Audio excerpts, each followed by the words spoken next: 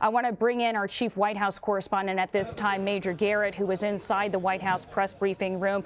Major, I was just bringing the viewer up to date on Ms. Sanders' response. So in general, how would you describe how Sanders responded to the very pointed questions about the president's knowledge of these charges?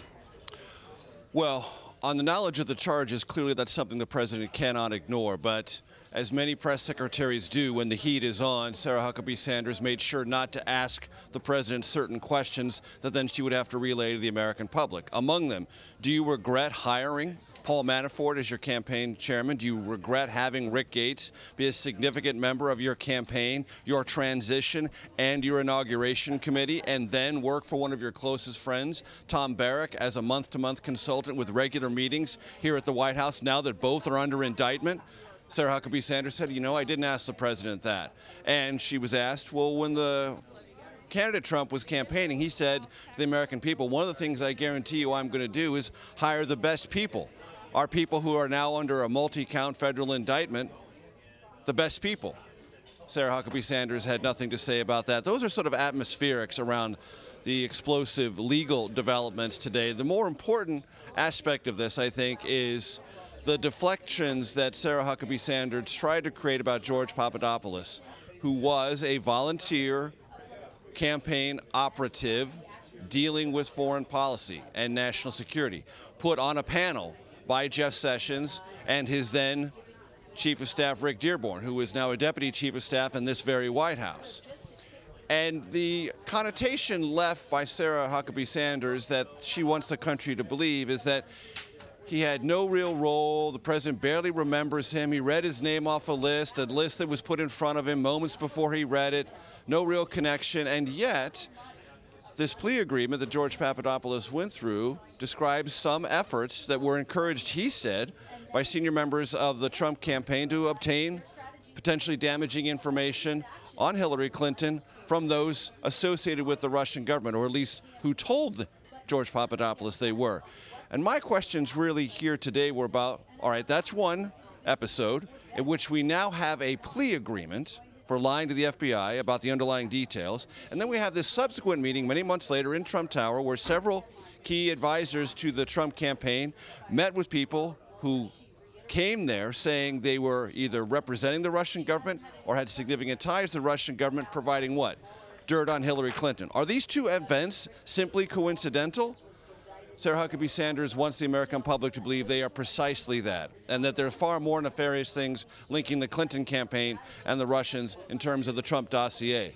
That's really the White House reaction today. Right.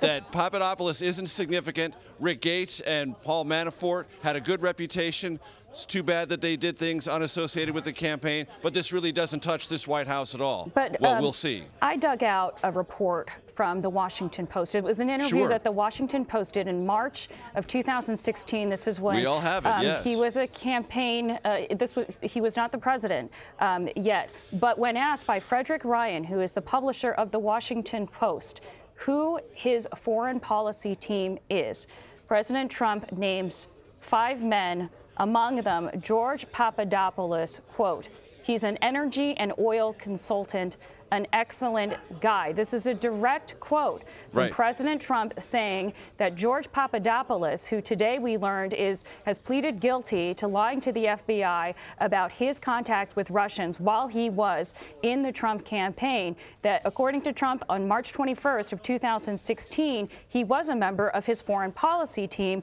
That seems to directly contradict what we were just told by the White House press secretary, who said that he was a volunteer with extremely limited involvement in the campaign. How does the White House reconcile these two supposed truths?